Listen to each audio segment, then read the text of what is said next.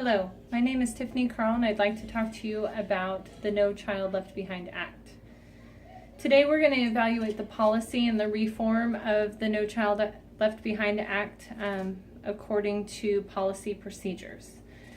We start with what the No Child Left Behind Act was supposed to accomplish. It was supposed to accomplish equality in education no matter the race, disability, neighborhood, or first language. This means it gives everyone the opportunity to learn at the same rate, and children who may not have the opportunity to get education appropriately, the education that they need.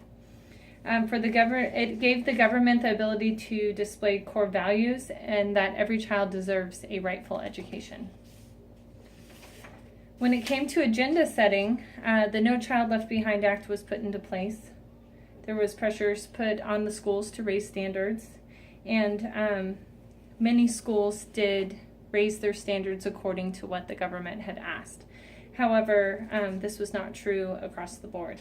Progressive policymakers push for students to be involved in an environment that does not only push testing and academic standards, but also the development of the whole person.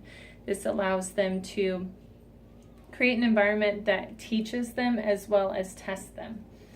The intention was worthy, but it did not work with all kids. The quote is, "The intention may be worthy, but it won't work until kids with different learning styles and differing rates of development readiness are taken into account. Not all first graders are ready to read, and not all third graders are ready for fractions, but some first graders are ready for fractions, and some third graders are ready to read." This allowed all of the educational systems to address each child where they are and help them grow. Whereas when they raised the standards, they were unable to really help each child to grow. They were just expecting them to go where they needed to be. That is why the agenda setting actually failed. When it came to policy formation for this, the No Child Left Behind Act actually ended up leaving many children behind because the raise of standards did not allow for all children to raise. It just made a lot of pressure on them and a lot of pressure on the teachers to form this classroom that pushed for testing instead of pushing for actual education, meaning them absorbing the information. It took an awful lot of teamwork. There was a lot of Republicans, Democrats, and business groups and teachers unions that fought for the right to make this reform happen so that all children could be reached. Implementation is another stage of policymaking where they actually put this into place. Unfortunately, when they put it into place, a lot of classrooms, the teachers and the government raised their standards, but some particular schools lowered their standards so that the lowest could grow, which I think probably did encourage some growth in those students. However, it didn't reach the standards of what we were going for. So the implementation was negative because it made classes lower their standards versus higher them, mainly because it was unreachable for many kids. Curricular reductionism, this is a concern that was addressed in a lot of schools. The ability for all subjects to be addressed. What was happening in the classroom was many teachers or many schools were focusing only on the testable subjects instead of focusing on the whole child, which arts and crafts or PE and physical education, those sort of things were looked away at, and only the things that were testable were being addressed. Curriculum reductionism, the concern is that any subject that is not tested under the law will receive less attention, and language arts, math, and science. Those were the only three that were really being focused on because that was being tested on. Then after it was put into place, there was policy evaluation. If you look at my chart, it actually shows that there was a lot of decline in the education system because there was less standards. In order to make changes in the policy and its effect, it must implement comprehensive systems that inspire teachers and principals, development, evaluation, support of the students. This means that They need to create a program that inspires the teachers to build up, including giving reasonable expectations. This includes evaluations more in depth than test scores. This new way of approaching student evaluation and development includes principal observation, peer review, and student work, and parent having feedback. This is a really important part of the reform, where parents actually had a choice and the ability to find the place that was more appropriate for their student. The ESEA flexibility, this was a portion of the reform that they put in where each state had the ability to handle the financial portions of their education, meaning that they could put money where they needed to versus putting money where the state thought or the government thought they needed to. This really does touch on how much the federal government should be involved in our education system, because each state should be able to choose what is right for their student. And each teacher and well, really each principal need to choose what's right for their student and make it successful for them instead of focusing on what the government thinks is appropriate.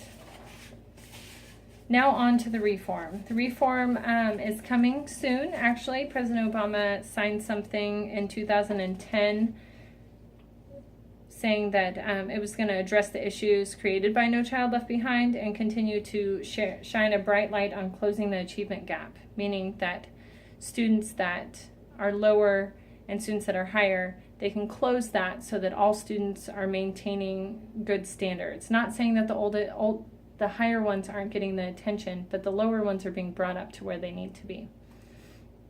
Within this reform, the states and districts can design improvement strategies and allocate federal resources in ways that best meet the needs of their schools and students, while maintaining continual transparency on student performance and achievement gaps. One of the portions of the reform is that there's transparency, and transparency means that they show everyone their growth, and there's a lot of praise in the area of growth instead of a lot of discipline, which is what came with the No Child Left Behind Act. This made possible through a re-envisioned federal role in education through the reauthorization of the Elementary School and Secondary Education Act, which is what I was talking about when it comes to each school, and especially the younger schools, having standards that are reachable for each student. This really does encourage kids being interested in learning and really motivated in their goals, because they feel like they are making achievements and making growth within themselves. Under the new state development accountability systems, all schools will develop and implement plans for improving education outcomes for underperforming subgroups of students. Unlike the one-size-fits-all intervention imposed by No Child Left Behind, states and districts can design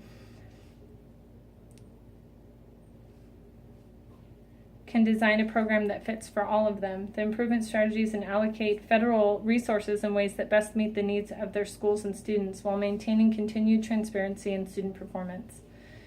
They will be able to implement things the way that they need to, versus where the No Child Left Behind Act really just forced them into raising their standards, which was not the way. It actually left children behind, because the kids that were lower were being less focused on than the kids that were in the middle ground or the higher, because those were the ones that they were basing their testing off of. Secretary Duncan stated the nation is at a crossroads with two different paths for new ESEA, a choice with moral and economic consequences. The current law, No Child Left Behind, should be replaced with a law that ensures opportunity for every child in this country, strengthens our national economy, and expands support for schools, teachers, and principals, as well as accountability for students and all staff. This creates progress. Students need the ability to feel accomplished, and teachers need to feel like their students are all important and be able to focus on their actual needs instead of on pushing them for tests. This gives the government or the states the ability to encourage whole person growth instead of pencil paper growth. The reform is definitely important. There were some controversy on whether this would work That really is where it stands as far as the No Child Left Behind. It had great intentions, but it did not reach it. That's why the implementation and the evaluation process are very important in program policy, so that you can see and change up things appropriately so that it works. And that's what I have to say about the No Child Left Behind Act. Thank you so much for listening.